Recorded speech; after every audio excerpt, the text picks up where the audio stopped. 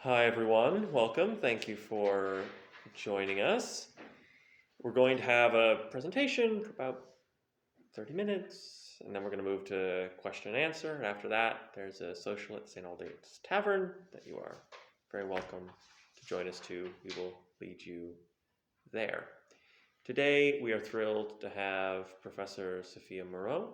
She is a professor of law and philosophy at the University of Toronto, and she is currently the HLA Hart Distinguished Visiting Fellow here at University College, Oxford.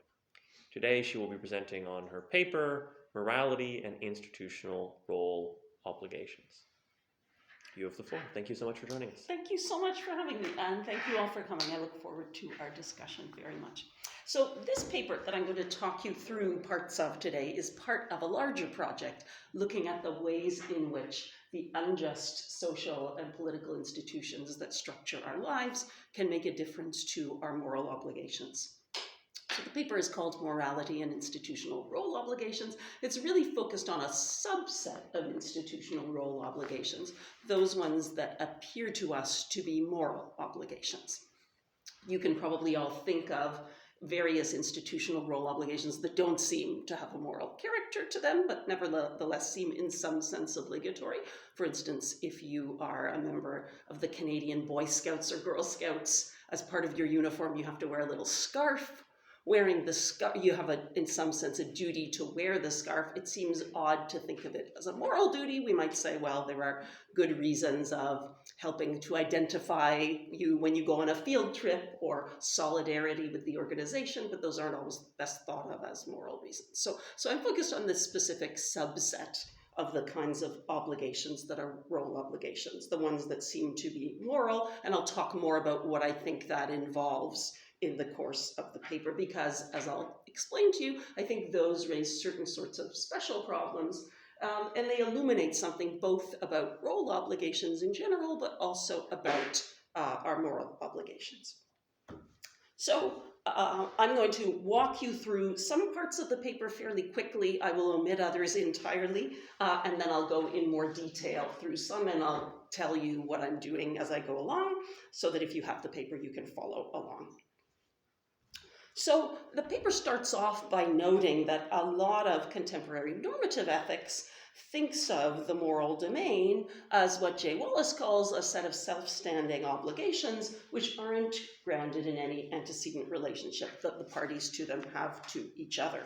So often there are examples, you can think of standard examples or cases like the trolley problem, which think about moral obligations in the context of strangers associating with each other, people who haven't ever interacted before. But of course, for most of us, the moral obligations that are especially salient in our lives are ones that seem to be deeply bound up with certain sorts of relationships and certain sorts of institutional roles that we occupy. For instance, as the children of our aging parents, as parents to our own children, as sisters and brothers with special obligations to our siblings. And this isn't true only of familial obligations. It's true, for instance, of obligations of hosts to guests and guests to hosts, which, although they take quite different forms in different cultures, are accorded a lot of moral importance across most cultures.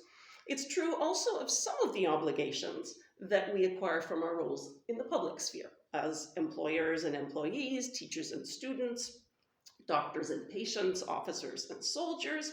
Many of these obligations at least appear to us as moral obligations, which would be subject to serious moral criticism for ignoring, but yet they're obligations we wouldn't have if we weren't occupants of these roles.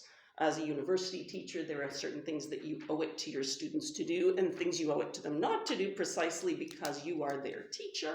And as a commanding officer in charge of a group of soldiers, you owe them, for example, a special duty of care because they're your soldiers, and it's a duty to do more than what you would have to do for a stranger in a similar position. Now, obviously, moral philosophy hasn't completely ignored our institutional role obligations against the background assumption that moral obligations are paradigmatically owed by one person to another, seen simply as fellow persons. The question of how to conceptualize the moral obligations related to our institutional roles, has often been treated by moral philosophers as the problem of how to make room within an impersonally understood moral domain for what philosophers have called considerations of partiality. So these standardly are thought to include special obligations, which are thought to arise from our close relationships to people like family and friends, as well as permissions to devote more of our attention to the projects we favor and those people to whom we're close. And obviously different accounts have been given of why we have these sorts of special obligations and permissions, but they're often held to derive in some way from the value that these sorts of relationships and projects bring to our lives, and the space they give us to shape our lives in accordance with what we care about. Now, in a sense, this project starts from a series of misgivings. It starts from a series of misgivings about this way of thinking about role obligations and the problems that they generate. I feel that this makes such obligations seem too special, too exceptional, and in a sense, too personal.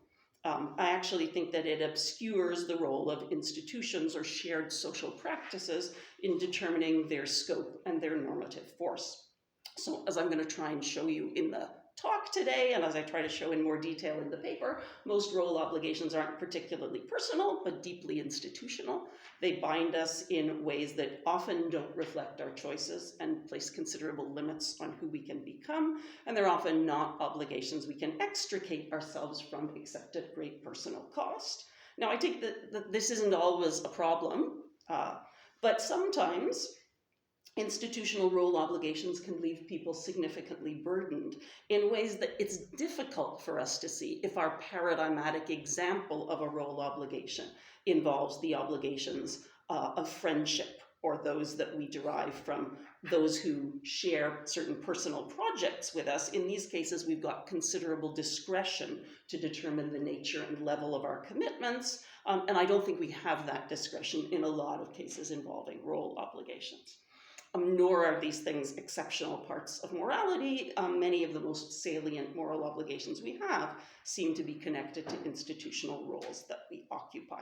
So one of the aims of the paper and the broader project is to explore the institutional dimension of particular moral obligations, and to urge that we need to think more as a philosophical community about how social institutions or shared social practices make a difference both to the content and also to the normative force of these particular genuine moral obligations. A second aim of the paper is to expose the very real burdens that are placed upon people that can get obscured if we're thinking solely about friendship or promises. I want to think about the kinds of burdens that these impose upon people, and the ways in which we can be burdened in certain ways and yet still subject to very real moral obligations. And then lastly, the paper it just sketches out or begins a conversation about how to identify a plausible set of constraints on which of these institutional role obligations can constitute genuine moral obligations. Okay, so I'm going to skip over a little bit of the rest of this first section, but I want to talk very briefly about what I mean by a moral obligation. I've said to you I'm concerned with that subset of role obligations that appear to us as moral. What does that mean? I'm trying in this paper not to take a particular controversial stance about that. The idea is that it should be possible for you to agree with the conclusions of the paper regardless of your particular moral theory. So I'm only assuming three things which I take there to be broad agreement on. First is that moral obligations orient us toward others in a certain way that respects our common humanity and the equal value of each person's life. And as a consequence of this, I want to argue that there are certain background constraints that an obligation must meet if it's to constitute a genuine moral obligation. So at a minimum, it has to be true that doing what this obligation obliges you to do, or binding someone to do this through that obligation, are consistent with showing everyone, including the bearer of the obligation, equal respect as beings with equally valuable lives to live. So that's the first thing I'm assuming. The second thing is that moral obligations have some kind of special normative force. Obviously, there are very different ways of conceptualizing what this involves. But we often think of moral obligations as silencing or outweighing certain other kinds of reasons. This is also, by the way, that's not something that's unique to moral obligations. There can be other sorts of obligations that are like this, but it is a feature of moral obligations. And then third, both because of the special orientation of moral obligations, the way in which they orient us toward others as beings who are equally valuable, and because of their special normative force, the failure to attend to one's moral obligations leaves an agent open to particularly serious forms of criticism from at least some other people, though not necessarily from everyone. So given this understanding of moral obligations, why should we think that any of the obligations that is generated by our institutional roles is a moral one? Well, it seems to me, and I hope I can persuade you through some of the examples that I'm going to go on to talk about today, that this is how a lot of our role obligations present themselves to us. Our familial obligations, for instance, seem particularly important, outweighing many other sorts of demands on us. Ignoring them generally seems to be a very serious sort of moral failing, and they seem to reflect our common humanity and the inherent value of each member of our family. Now, Sam Scheffler has noted that if something is what he calls a deeply entrenched feature of human valuing, then although we might be mistaken about particular judgments that we make about that feature, we can't assume that people are systematically misguided about it without just abandoning the enterprise of giving an account of human valuation. And I think this is true of those moral obligations that attach to our institutional roles. The idea that there are some such obligations and that there is a kind of core set that attaches to each institutional role is, I think, such a fundamental part of our lives that skepticism about whether some of these things exist just seems incompatible with the enterprise of explaining and justifying our moral reasoning, although, of course, some of the claims we make about some of these obligations could certainly be mistaken.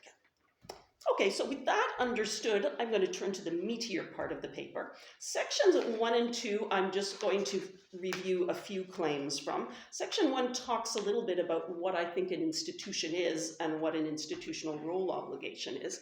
I use the term institution fairly broadly in the paper just to refer to a set of practices and customs that place people in certain publicly recognized positions and thereby make it possible for them to stand in certain relationships. So it's important that it's not essential, on my view, that an institution has some kind of formally codified set of rules like a legal institution or a religious institution. Why am I using this broad idea? Well, in a sense, the project is really just concerned with ways in which our shared social practices shape our obligations. So I think you can persuade me to the contrary. I'm open to being persuaded, but I don't at present think that it's necessary for me to have a hard and fast definition or particularly narrow definition of an institution for these purposes. So I talk in this section then about what an institution is. One of the claims I make in this section that's important, particularly important, is that it does seem to me that one striking feature of institutional roles is that for any given role, there are a number of different obligations, but there's going to be a core set of moral obligations that are so closely tied to that role that it's impossible for someone to deny that they have those obligations without thereby relinquishing the role. So I do think of obligations as peculiarly closely connected to, or these sorts of obligations, closely connected to roles.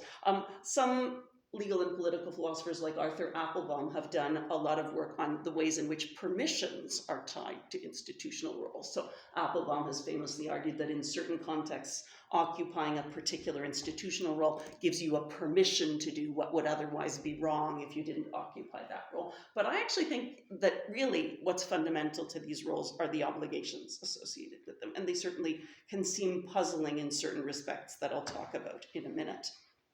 So for instance, if we think about Indigenous elders, who is an elder? Well, an elder is fundamentally a custodian of the community's narratives, someone who has a moral obligation that's owed to all members of their community to tell and retell the community's stories. That's crucial to what it is to be an elder.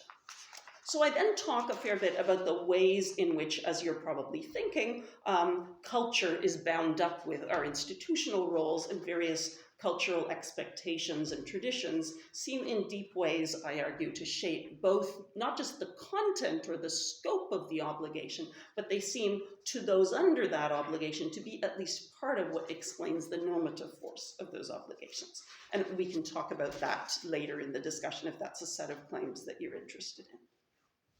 So what really interests me in this paper, moving on to section 3, are the accounts that we might try and give of the ways in which institutions could possibly generate moral obligations.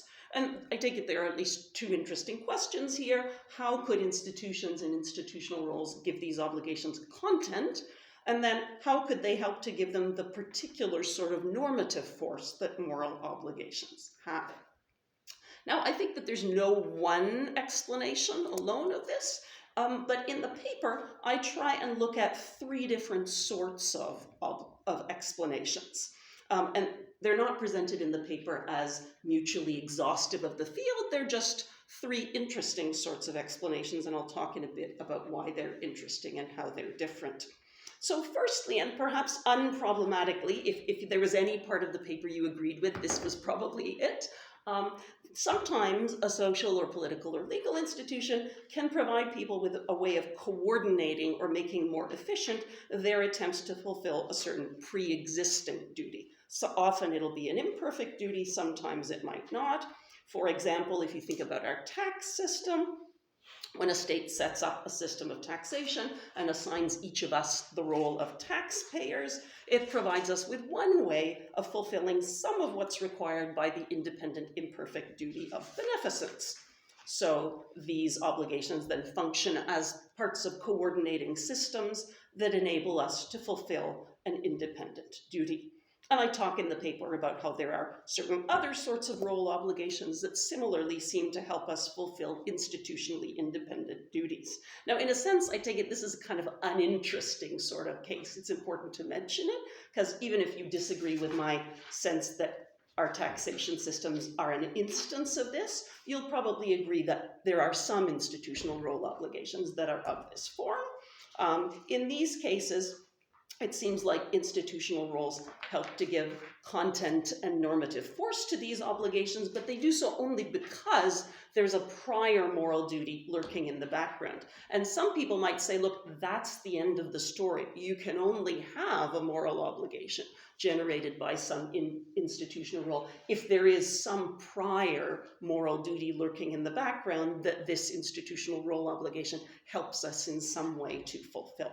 But I actually think that's not true. I think there are some role obligations that are genuine moral obligations but are generated simply by what an institution does to people or what it says about them. So this is the more interesting and controversial part of my paper. And I want to talk first about cases in which an institution seems to do certain things to people that make a difference to their moral obligations, and then secondly into a case in which, somewhat more controversially, it says certain things about them or tells a story about them that seems to make a difference to their moral obligations.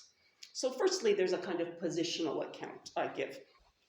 Most institutional roles alter our positions relative to others.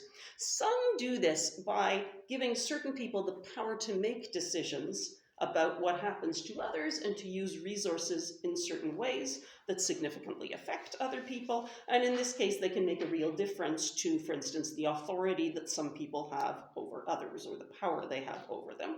And I think it seems quite natural to suppose that because of this, when one occupies such a role in such an institution, one acquires certain obligations over those over whom one has this institutional power, and these are obligations you wouldn't otherwise have had. So the example I talk about in the paper is the example of a commanding officer in an army. She's the only one who knows the full details of the mission that her unit has been sent on, the nature of the landscape through which they're traveling, how prepared the enemy is. She's given the task of making decisions in the middle of the enterprise, and her soldiers are expected to give her complete obedience. And the thought is, given the position that her role has placed her in relative to her much less well-informed and more vulnerable soldiers, she has a heightened obligation to take care for the safety of these soldiers. It's not an obligation that pre-exists the institution of the military. It arises precisely because of the special powers that the military gives commanding officers over their soldiers, and because of the particular duties of obedience that it imposes on the soldiers. I take it extends beyond the moral obligations that each of us has to any other person to take care for their safety. And it's not something that could be taken over by just anybody who happens to be in as good a position as the officer to take care of the soldier's safety. Interestingly, if you look in the US naval and military codes, they call this duty a non-delegable duty. In other words, it's not something that the officer can just hand off to someone else, even if that someone else is technically in a better position to take care for the safety of the soldiers. She's still the one who stands under that obligation, given the special relationship with her soldiers that she has. Now, I think it's really important that whether an officer's institutional role generates this duty doesn't actually depend on this account on whether the army is fairly organized or on whether the cause for which they're fighting is just, either the larger cause or the particular battle that they're about to go into. The duty, as I've described it, arises merely from the position that the army has placed these people in relative to each other. And I actually take this to be an advantage rather than a drawback of the explanation. It's somewhat common amongst philosophers working on role obligations to say, oh yes, before there can ever be a genuine moral obligation generated by an institution, the institution in question has to be valuable. But it seems to me that most of the institutions that appear to generate role obligations aren't perfectly just, aren't always valuable, don't distribute burdens fairly, and yeah, the question of whether they're valuable is highly complex. We might say they're valuable in certain respects, but not others. Do they always need to be, all things considered, valuable? I would doubt it, but we can talk about this during our discussion. It may be, I take it, that an institutional injustice or unfairness can sometimes provide reasons of a kind that ultimately outweigh these role obligations. Some role obligations are clearly only pro tanto obligations. So perhaps if the cause for which your army is fighting is significantly unjust, then we might say that if you're that officer, you should reject the demands that the army is making of you. But I think because of the kind of authority and the kind of vulnerability that the army has conferred on you and your soldiers respectively, it seems plausible to me to acknowledge that your soldiers still have residual claims on you. So you, as the officer, can't just say, this war is unjust, I'm walking off now. You need at a minimum to guide your soldiers to a place of safety, perhaps one where they have the option of exiting the battle. You need to make sure that they have the supplies necessary to survive, insofar as it's within your power to provide these.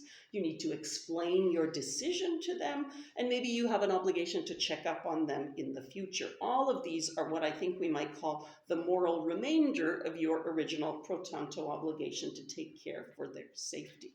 So this is just one example of a kind of institutional role obligation that I think depends positionally on the special powers and authority that certain institutions assign to certain people and the special dependencies they create in others. But there are many other examples, I think, of this type.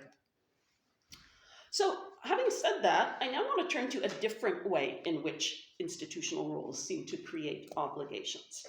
And this is the most controversial part of the paper. But I'm still wedded to it, even though I've given this paper on many occasions and lots of people have said, you're crazy. So hopefully I'll be able to convince some of you. So in order to introduce this, I wanted to consider some institutional roles that are less familiar to many readers. Some roles from my family's Métis culture. The Métis are a particular kind of indigenous group within Canada that actually grew out of European fur traders marrying indigenous women. Originally, they did that to obtain valuable knowledge of trade routes, but they became integrated into these indigenous families, and a quite separate culture grew up, interestingly, partly because of discrimination on both sides. Right? Métis literally means mixed. It's like the more sophisticated equivalent of the Harry Potter mudbloods, right? You're not European, you're not clean enough to be viewed as white, but neither are you properly indigenous. So they developed their own culture, and I'm going to talk about some of the traditions of that culture. So in the paper, I talk about the obligations of two sorts of Métis role occupiers, the water keepers and the harvesters. I'm just going to talk about the water keepers now. But what I'm going to try and suggest is that that it's through particular cultural stories that particular people are figuratively placed in certain positions with respect to others. And it's in a sense analogous to what the military does to officers and soldiers. The military literally places people in special positions with respect to each other. I want to talk about certain ways in which cultural stories do that in a figurative way. My claim isn't, though, that this is just a kind of quaint feature of certain indigenous cultures. The thought is, if you're persuaded by this, it might be fruitful to go on and think about ways in which, in quite a number of cultures, stories can also function in a similar way, to delineate particular roles and then confer various obligations on us. Okay, so let's look at the obligations of the role of the Métis waterkeeper.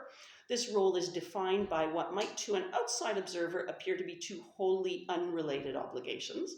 There's the obligation to keep the community's water pure, and there's the obligation to give birth to and nurture the community's children. And it's clear that if you want to understand why Métis women have both of these obligations and why they're seen in a sense from within the culture as two facets of the same obligation, you have to understand the stories that are told about water keepers.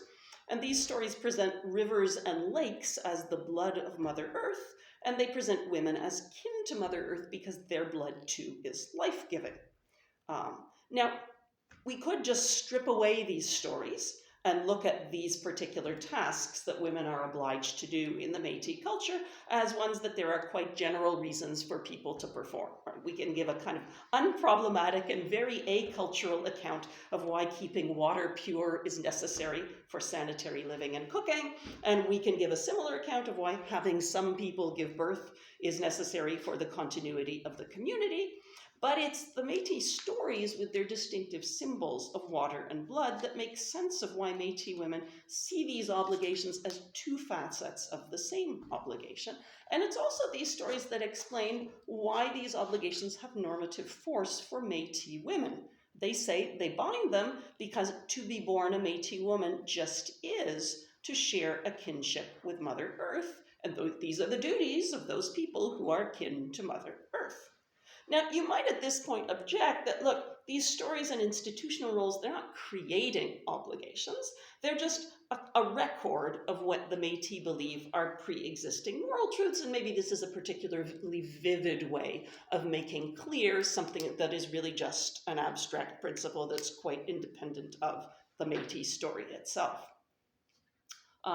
So it may just be that these stories are a way of acknowledging certain pre-existing truths, but I think it's important that that's not actually how the stories are understood from within Métis culture. To the Métis, the stories aren't reports of pre-existing moral truths. They actually help to construct the moral status of different beings. And I think it's fascinating that the Métis actually call these stories their laws. Like laws, the stories determine how things are rather than reporting what they already were. And this, I think, is why it's an obligation of the community's elders to tell and retell these stories. The telling and retelling of these stories is not just a way of reporting something that's viewed as true independently of the story, and where you tell it just because you hope the community will remember it and not forget it. Rather, the telling and retelling of the stories is a kind of ceremonial way of ordering the world right now through particular symbols and narratives. The stories define who the Métis are and what their position is relative to other beings in the world. Now, at this point, you might have a different objection. You might say, look, even if, in fact, especially if we are inclined to accept that such stories generate cultural imperatives of some kind, we should really reject the claim that they generate moral imperatives. Métis women may think that these stories are their laws, but surely moral obligations bind anyone who is in a certain position, regardless of their culture. So isn't the fact that these stories are so culturally specific evidence that whatever normative force they might have can't be the force of a moral obligation? Now, you remember earlier I listed those assumptions that I was going to make about moral obligations, and what I didn't say was anything about their universality. And that's because it seems to me that if one is going to take seriously the possibility that institutional roles generate moral obligations, you need to reject the claim that moral obligations are universally applicable. Or at least you have to reject it in one sense. It can't be true that in order to count as a genuine moral obligation, something has to bind anyone who is in the same physical and temporal position as I am. But of course, it could still be true that a moral obligation must bind anyone in this position if position is understood in a way that makes reference to particular social roles and their cultural interpretation. I just take it that's not a very interesting way of making this claim. So I wonder whether the reluctance to admit that stories like these Métis stories generate genuine moral obligations actually stems not from worries about what can confer normative force on something, but from worries about the fairness or the justice or the burdensome of the cultural institutions that are defined through these stories and what they do to people. So I'm going to say more about this in the next section of the paper when I talk about the burdensome nature of these obligations. But I think it's important to note, and I spend a fair bit of time talking about this in the paper, that you can treat the obligations of people like the Métis waterkeeper as genuine moral obligations without assuming that the institutions that generate them are fair or just.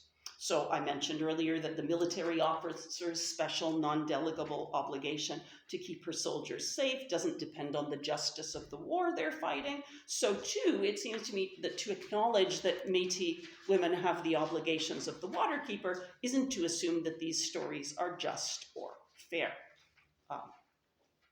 And also, as with the officer's obligation, there's a nuanced approach we can take to these Métis obligations. It's not the case that our only obligations are to say, oh yes, these women have an all things considered moral obligation to spend their time bearing children on the one hand, or that sounds really frightening, we should just reject the stories as false and the people as laboring under false consciousness on the other hand. So there are more nuanced approaches we can take. What can we say?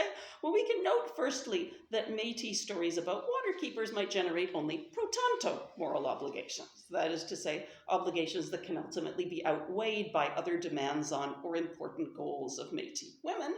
To say that they're only pro tanto obligations isn't to say that they're equivalent to no obligation at all. Pro tanto obligations are genuine moral obligations, and even when overridden or silenced, they can leave a moral residue or remainder. So it may be, for instance, that it's perfectly open to Indigenous women to decide not to have any children at all or not to have any more, but if that's what they decide, they have a residual obligation to help in some other way with the community or with the nurturing of the next generation. And interestingly, in fact, that's how a lot of women understand their obligations within these cultures. They don't understand this as the extreme claim that they always need to keep bearing children.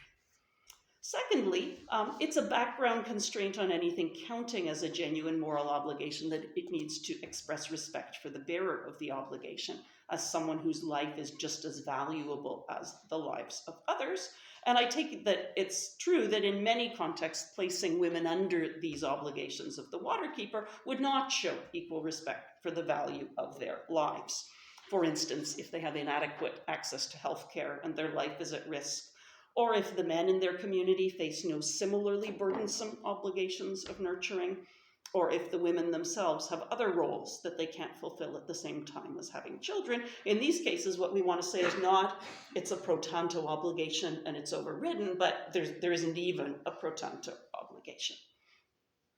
And finally, I think we might also want to recognize that even when you stand under a moral obligation generated by a particular institutional role, you can sometimes have a moral complaint about standing under that very obligation. I think it's a very sanitized view of morality and a kind of one-dimensional view that holds that insofar as someone actually has a moral obligation, there's nothing further we can say about them potentially having a complaint about that. So I have other work that some of you have already heard and some of you will hear later on another occasion, trying to argue that actually there can be these things called objectionable obligations. And this is another way, I think, of trying to account for the full moral complexity of these situations without actually denying these women's and others' intuitions that they really do stand under some kind of obligation, even though there's a kind of moral problem with them standing under it in these cases.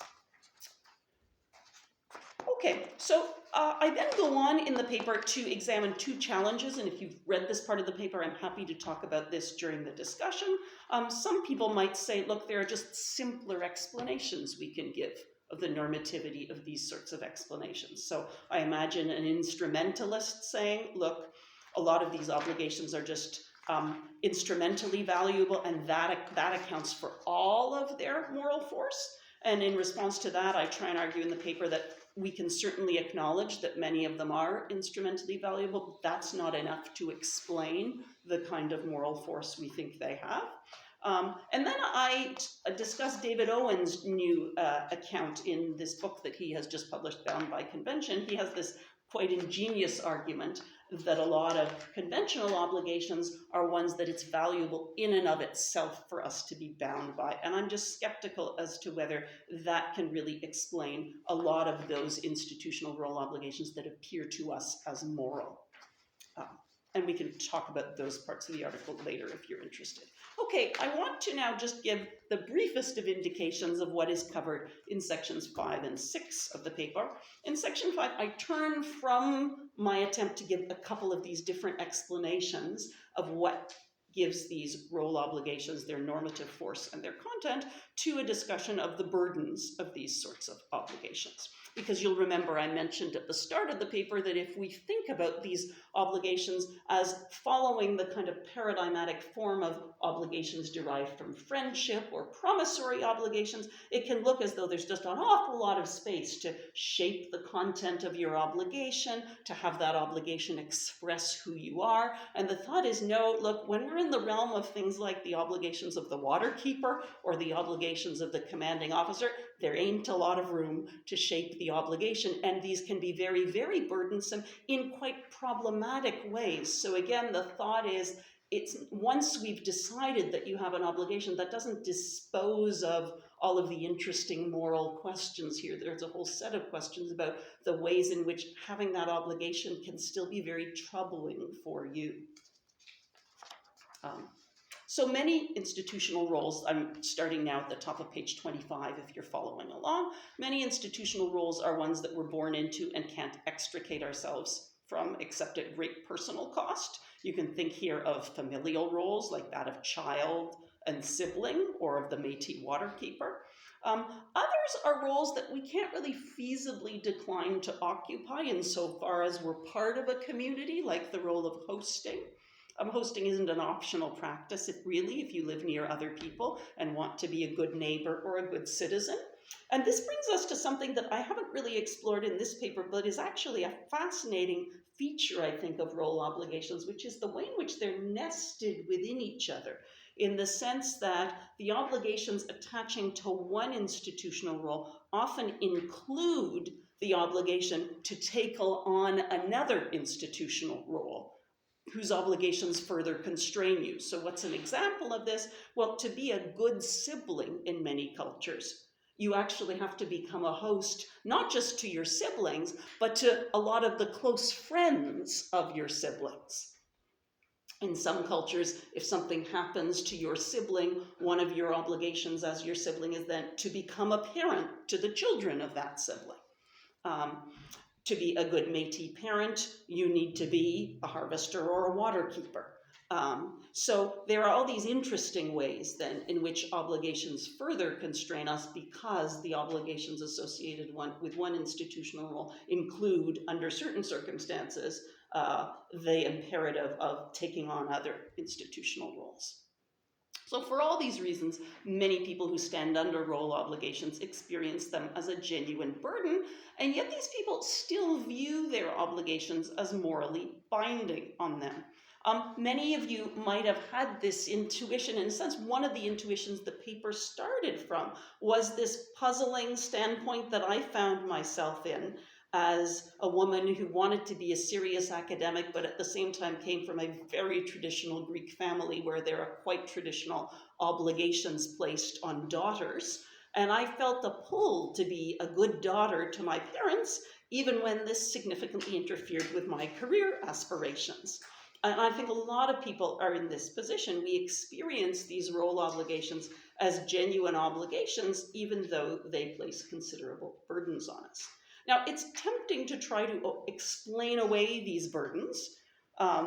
Contemporary moral theorists have often held that genuine moral obligations can't, for instance, be overly demanding. And this is one reason why people often think that morality, impersonally conceived, must make room for what they call special obligations. The thought is, if it didn't, then it would place too many demands on you. And although demandingness in the sense that's relevant to that debate is not quite the same thing as the burdensomeness I'm describing here, the same sort of reasoning that leads us to think that moral obligations can't be overly demanding might lead you to think that role obligations can't be unduly burdensome if they're to be genuine moral obligations. So you might be thinking, look, really, the kind of truly burdensome institutional role obligation just isn't a genuine moral obligation. If I think I have an obligation to be a good daughter to my Greek parents, I'm just deluded. I've been sufficiently culturally brainwashed by my parents. Or you might think that people who think their role obligations are especially burdensome are simply mistaken. The burdens aren't so large. Maybe if I have an obligation, I'm just exaggerating the extent to which it's really interfering with the rest of my life. These are both familiar responses, but I think they're both mistaken, right? Firstly, an obligation can surely be a genuine moral obligation, even if it imposes huge demands on its bearer and considerably restricts her future actions. And as for the burdensome nature of these obligations, I don't think we can deny that many of them do impose very real burdens. Often the fact that the bearers of a certain role obligation have to make a real sacrifice is actually part of the point of the obligation. Many parents, for instance, believe that being a good parent involves living at least partly, if not wholly, for a while, for the sake of your children, and giving up the need to define the success or the failure of your life on its own terms, and accepting that you'll lose many of the freedoms you used to have and will have significant constraints placed on what you're able to choose. And I think if we try and explain away these burdens and suggest that in order for something to be a genuine obligation, the burdens must really be much smaller, we risk misunderstanding the purpose of these obligations for their bearers and for the institutions to which they belong. Now, there's a different response you might make in this situation. You might say, well, the fact that people take themselves to be under such obligations is evidence that being under such obligations is something they value. And perhaps this means the obligations are fulfilling and therefore not burdensome. There's a kind of hint of this in Sam Scheffler's work. He's one of these people who says, look, considering yourself to be under such an obligation is just a way of valuing that obligation. Now, I think there's an obvious sense of value in which this is true. Taking yourself to stand under certain obligations is a way of valuing your relationship with the others to whom you are obliged. But I don't think, this is where I disagree, I don't think this makes the obligation any less of a burden, any less of a constraint on its bearer's freedom or future actions. Surely an obligation can both express what one values and yet at the same time require a considerable sacrifice. Okay, so in the last section of the paper, I turn to this theoretical challenge. I don't think I'm going to say very much about it now. I'm only at the beginning of thinking about this, but the idea is really just that there have to be certain kinds of constraints on what can count as a moral obligation, even among those that are generated partly by our institutional roles. In thinking about where these constraints come from, we can start internally from one of these ideas that I took to be central to what a moral obligation is, namely the idea that moral obligations enable us to recognize others as people with valuable and equally valuable lives to live. So it follows at a minimum that a cluster of role obligations can only count as genuine moral obligations if placing someone under that obligation is consistent with recognizing them as someone whose life is of equal value. So we saw this in the case of the Métis waterkeepers. But obviously, a great deal more work has to be done to flesh out how this idea of respecting the equal value of each person's life is supposed to function as a constraint on institutional role obligations, or on which can count as moral obligations. And so there's a great deal more work to be done there.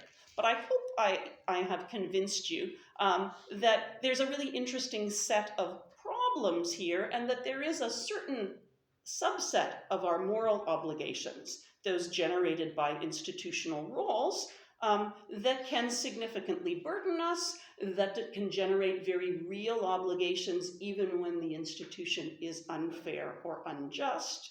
And that there are interesting ways in which we need to think further both about the nature of these obligations and also about the kinds of complaints that people have about them. Thanks.